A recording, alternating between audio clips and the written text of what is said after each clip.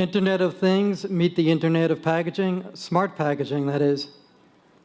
We are connecting the supply chain to the wireless world through data and analytics. The problem, 20% of shipped dairy meat and fish never makes it to the plate, fresh through the supply chain. There's been over $10 billion in annual waste due to the supply chain not being done properly. But there is good news. We can reduce food waste.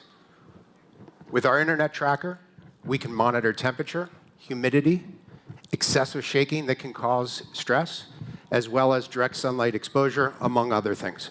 This reduces labor in your operations, and it forces all of the data directly to you, as well as alerts.